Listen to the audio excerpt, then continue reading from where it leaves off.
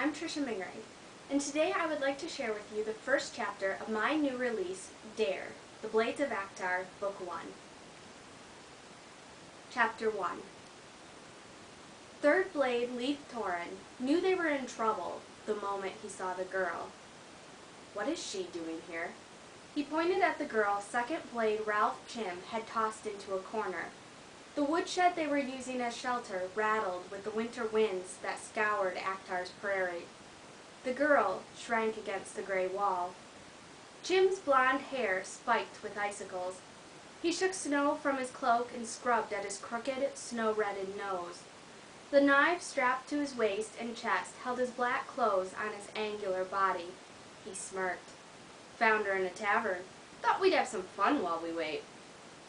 We're here to search for resistance activity, not to have fun. Leith huffed out a misty breath as he tried to calm down. Why did he have to be the blade stuck on Chim's first mission? Only 2 years older than Chim's 16 years, he felt age is wiser. Put her back where you found her. Why? Chim's eyes sparked. Leith drew his knife and stepped towards Chim. Chim raised his sharp chin. The girl in the corner shrieked while the shed shook with another gust of wind. Leith stared at the younger blade until he squirmed. Don't question me. When Chim backed up a step, Leith sheathed his knife. You failed our mission. We won't be able to hide if the townspeople search for her. Better she tell them 2 blades are in the area and they avoid us. Leith snapped his mouth shut. King Respin wouldn't like their failure. Leith jabbed a finger at the door. Check outside. Chim glanced at the shivering girl, grimaced, and dragged his feet toward the door. Tucking his cloak over his shoulders, he yanked the door open. Snow blasted into the shed. He trudged outside and slammed the door behind him. Ignoring the girl, Leith rubbed his left shoulder. In his 5 years as a blade, he'd never suffered the humiliation of a mark of failure. If not for Chim's recklessness, he wouldn't be facing the possibility now. Telling this to Chim would be a waste of time. Either the boy got discipline, or he died. Chim stumbled inside and yanked the door closed against the clawing wind.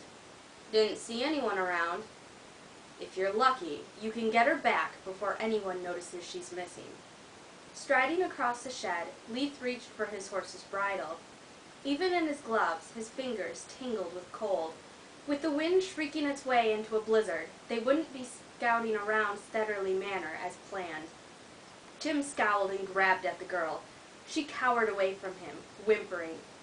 He rolled his eyes. I'm taking you back. The door splintered and crashed to the floor. Several men armed with hunting bows burst inside. The burly man in front took one look at Chim and fired. Chim fell against the wall and slid to the floor, an arrow in his chest, a vacant look in his eyes. Leith hesitated a heartbeat. 2 long jumps to the girl, not enough time to use her as a shield. 2 of the men swung their bows towards him. No time to negotiate, no chance to fight bows with only his knives. Leith lunged for his saddle horn. One man drew his bowstring and fired.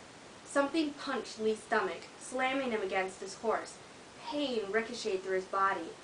He had to get away. Now. The horse bolted. Grabbing his saddle horn, he slapped his horse's rump. The horse bolted. The men in the doorway dove out of the way as the horse charged through. Leith clung to the saddle horn, letting his horse drag him from the building. As they careened into the snowy street, Leith shoved off with his feet and swung into the saddle. The movement tore through his stomach. He cried out and doubled over. He dropped the reins and gave his horse its head. The wind whipped by him, heavy with flakes. His horse charged down the road and past the snow-covered remains of a church Leith had helped burn down 4 years ago. The horse plowed into a ditch bordering the road and stumbled in the snow that reached its chest. The arrow shaft struck the saddle, twisting the broadhead in his gut. Moaning, Leith gripped the shaft and snapped it off, tossing the end away. The blizzard's breath built into a howl. His horse galloped into it, heedless of the snow dashing against them. He pressed a hand to his stomach. The red blood, his blood, stained his glove and darkened the snow collecting on his arm and saddle. His horse staggered through a drift. His arm shifted, snagging on the broken end of the arrow shaft. He gritted his teeth at the fresh rush of pain. The blizzard screamed around him. The snow stabbed at his cheeks and eyes. He gripped his horse's mane. If he fell off, he would die. He choked on a laugh. He could die right where he was. The blood pooling on his saddle and the lightness in his head warned him death wasn't far away. He'd failed. He'd never failed. He'd worked so hard to earn his place, yet he'd been brought down by Chim's foolishness and a single peasant's arrow. He was going to die alone. He was going to die alone, unwanted. The dark shape of a building loomed out of the white. A light flickered in the window. Someone was there. He couldn't count on their help, and he wouldn't beg. A blade never showed that much weakness. But maybe they'd give him a warm place to rest and stay by him so he didn't have to die alone.